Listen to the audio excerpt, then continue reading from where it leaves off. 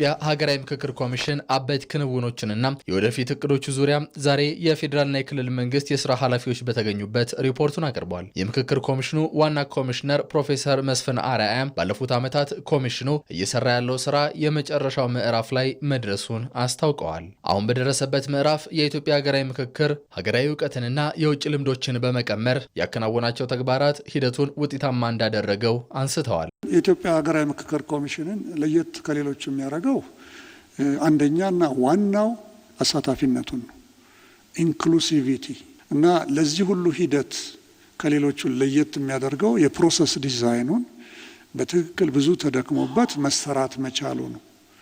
ሌላው እንግዲህ ጥርት ያለ አጀንዳ ነው። 1000 ምናምን ከዛም በላይ የሆኑ አጀንዳዎች መጥተው የተወሰኑ ምናልባት ከዚህም በላይ ሪፋይንድ እየሆኑ የሚያንሱ አጀንዳዎች ሊሆኑ የቻለው ምንድነው? ጥርት ያለ አጀንዳ መኖር ስለሚገባው ነው። ሌላው የውሳኔ መዳረሻ ህገ ደንቦች ነው። እያንዳንዱን ስራ ስንሰራ ለእያንዳንዱ አካሄድ ህገ ደንቦች፣ መመሪያዎች በአዋጁን ተንተርሶ የሚወጡ አሉ እና ሌላው እዚህ ላይ ግን የፖለቲካ ቅቡልነት ነው። እዚህ ላይ መንግስት እኔ ጣልቃ አልገባም፣ ነገር ግን የሚመጣውን ነገር ሁሉ እቀበላለሁ ብሎ ህዝብ ፊት ቃል ገብቶ የተቋቋመ ነው። ይሄ መጀመሪያው ነው፣ ያለቀለት ነው።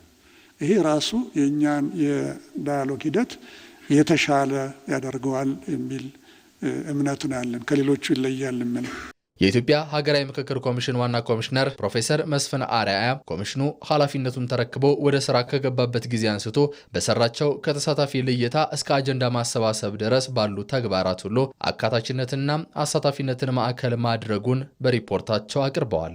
በአሁኑ ወቅት 1234 ወረዳዎች ተደራሽ ሆነዋል እና እነኚህ ወረዳዎች አጀንዳዎቻቸውን በየደረጃው ሀገራዊ ፋይዳ ያላቸው ይህን ስል ከባቢያዊም ቢሆኑ ሪጂናልም ቢሆኑ የኛ ብዙ አስቸጋሪ አይደለም። አጀንዳ ማሰባሰቡ ቀደም ብዬ እንዳልኩት በተለያየ መንገድ ነው የሚሰበሰበው በሜቶዶሎጂያችን መሰረት። አንደኛ ከታላላቅ ህዝባዊ መድረኮች ነው። ሁለተኛው በቀጥታ ለኮሚሽኑ ከቀረቡ ሰነዶች እንዲሁም ቀደም ሲል ከተደረጉ ጥናቶች ነው። እንግዲህ ማሰባሰብ ስራዎች በስፋት የተከናወኑት ያ ብቻ ሳይሆን ምናልባት እኛ ቢሮ የመጣችሁ ብዙ ታላላቅ ኃላፊዎች እንዳስተዋላችሁት ትልቅ ሳጥን ታች አለ። ማንም ሰው ወኪን አድርጎ እኔ ኢትዮጵያዊ ፋይዳ ያለው አጀንዳ ይሄ ነው ብሎ ይሰጣል። አንዳንዱም ማንኛችንም ቢሮ ምንም ሳይባል ገብቶ በፖስት አድርጎ ለኔም ለጓደኞቼ ኮሚሽነሮችም ሰጥቶ መሄድ ይችላልና በተናጠልም በግሩፕም አጀንዳዎች ሲቀርቡ ከርመዋል። አካሄዱ ይሄ ነው፣ ለማንም ክፍት ነው። ይሄ ነው እንግዲህ እንዳልኩት ለሁሉም ተደራሽ መሆን ከተፈለገ ህዝቦች ይሄ ነው አጀንዳችን፣ ቅድሚያ የምንሰጠው ይሄ ነው የሚለውን መቀበሉ በጣም ወሳኝ ነበር። እንግዲህ እነዚህ የህዝቡና የተለያዩ ባለድርሻ አካላት የልብ ትርታና ፍላጎት የተንጸባረቀባቸው ጉዳዮች ወደፊት ለሚሰሩ ስራዎች ጥልቅ መነሻዎች መሆን የሚችሉ የሀገር ሀብት ናቸው። ምክክር ከሚካሄድባቸው አጀንዳዎች በተጨማሪ በቀጣይ በየደረጃው ምላሽ ሊሰጣቸው የሚገቡ እንዲሁም የፖሊሲ ግብአት መሆን የሚችሉ በርካታ ጉዳዮች በአግባቡ ተሰብስበዋል። ዋናው የምክክር ጉባኤ መቼ ይካሄድ በሚለው ዙሪያ ማብራሪያ ሰጥተዋል።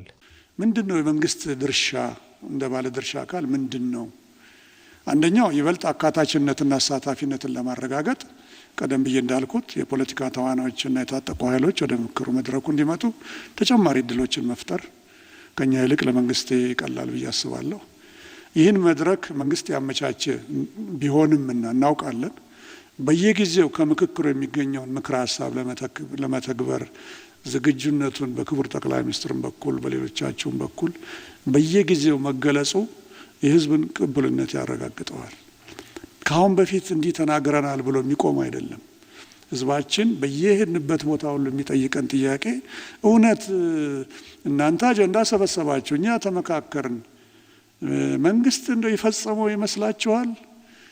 እኔ ምናልባት ይሄ የህዝቦች ጥያቄ ሳይሆን የልሂቃን ፍራቻ ሳይሆን አይቀርም ብዬ ነው የማስበው። ዞሮ ግን በየጊዜው ከመንግስት የሚሰጡ መልእክቶች የበለጠ ቅቡልነቱን ያረጋግጠዋል ብሎ ኮሚሽኑ ያምናል። እንግዲህ ይህንን በሀገራችን ታሪክ የመጀመሪያ ለሆነ ሂደት የክልልና የፌዴራል መንግስታት ወገኖቻችን እንዲሳተፉ አስቻዎች ሁኔታዎችን እንዲፈጥሩልን በትህትና ጠይቃለሁ። መቼ ነው የሚጀመረው? መባሉ አይቀርም። እንግዲህ እኛ በጣም እየደከምንና እየሰራን ያለ ነው። ይሄ ፊስካል የር ኢትዮጵያ ከማለቁ በፊት ምርጫው በኋላ የተቻለን አድርገን የእናንተ ሙሉ አመራርና በሎጂስቲክሱ ማለት ነው ገዛውን ካገኘን በዚህ ጊዜ ውስጥ ስራውን ለማስጀመር ምንችለውን ሁሉ እያደረግን ያለ ነው። ስለዚህ ይሄ በጣም ወሳኝ ነገር ነው። ለምን ሲምቦሊክ ነው። በዚህ የፓርላማ ጊዜ ነው የተመሰረት ነው የተቋቋም ነው። በዚህ የፓርላማ ጊዜ ደግሞ ስራችንን መጀመር አለብን። ዳያሎግ አያልቅም። ዳያሎግ ይጀምራል። የተወሰኑ ስራዎች ሃርቨስት እየተደረጉ ወደ ውጤት እየመጡ ይላሉ። የኮሎምቢያ ዳያሎግ ከ2016 በፈረንጅ ጀምሮ እየሄደ ነው ያለው። ግን ቢያንስ እዛ የፋርክ ጠመንጃ ቆሟል።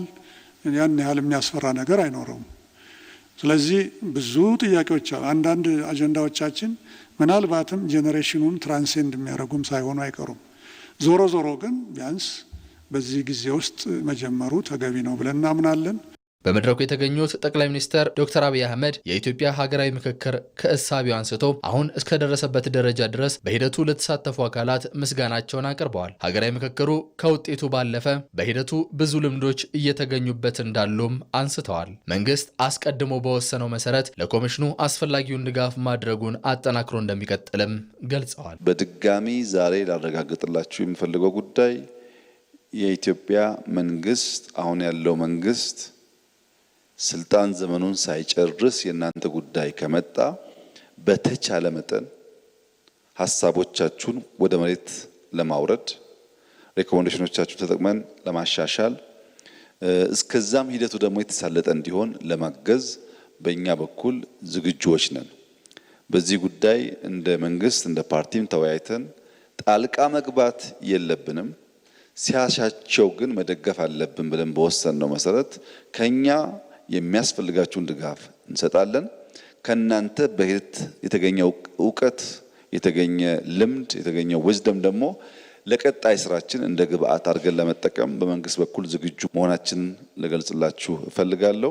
ጠቅላይ ሚኒስትሩ በሪፖርቱ ላይ በሰጡት ሀሳብ የኢትዮጵያ ሀገራዊ ምክክር ሂደት ለሁሉ ተምሳሌት የሚሆንና የዛሬን ብቻ ሳይሆን የነገውን ትውልድ ከግምት ያስገባ ነውም ብለዋል። እናንተ ሄዳችሁበት ርቀት ሪፖርት አቅርባችኋል። እኛ አድምጠናል። በሰራችሁት ስራ ኮርተናል። ልጆቻችን በታሪክ ማህደር ውስጥ የእናንተን ስራ የእናንተን ጥረት እየመነዘሩ እያዩ ብዙ ትምህርት እንደሚያገኙበት ጥርጥር የለውም። ምክንያቱም በብዙ አፍሪካ ሀገራት ይህ ስራ የተሰራው እናንተ በለፋችሁበት መንገድ አይደለም። አብዛኛው የአፍሪካ ሀገራት የህገ መንግስት ማሻሻያ የተደረገው የመሪዎቹን የስልጣን ጊዜ ለማራዘም ነው። የኛ ኮንስቲቱሽን ደግሞ የሚቀየረው እድሜ ገደብ የሌለውን የስልጣን በኢትዮጵያ ህገ መንግስት ጠቅላይ ሚኒስትሩ ፓርቲው እስካሸነፈ ድረስና መምረጥ እስከቻለ ድረስ የጊዜ ገደብ የለበትም። አሁን ባለው ህገ መንግስት አሁን እየተወያየን ያለነው ግን ያ አደገኛ ነው እንገድብ ብለን ነው።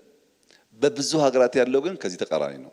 ይሄ በራሱ ኢንቴንሽኑ አልወያይም ብሎ የሚያስቡ ሰዎች ራሳቸውን እንዲጠይቁ የሚያስገድድ ይመስለኛል።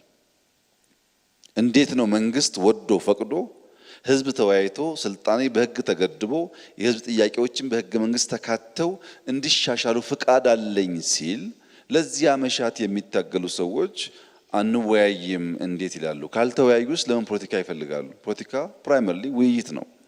የፖለቲካ ፍላጎት የፓወር ፍላጎት ያላቸው ሰዎች ይሄን ለማሻሻል ሩም የሚሰጥ ውይይት ከመንግስት በላይ ደስተኛ ሆነው መሳተፍ የሚጠበቅባቸው ይመስለኛል። ነገር ግን በመቶ ሺዎች ህዝብ አወያይታችሁ 4000 ተወካይ አወያይታችሁ ከሺህ በላይ ወረዳ አወያይታችሁ በሁሉም ዓለም ከሞላ ጎደል ዲያስፖራ አወያይታችሁ እየመጣ ያለ ሐሳብ ነው። እንደዚህ ያለ ነገር ኢትዮጵያ ውስጥ አናቅም። ጥቂት መቶዎች ተሰብስበው ኮንስቲቱሽን ሰጡን ከዚህ ቀደም።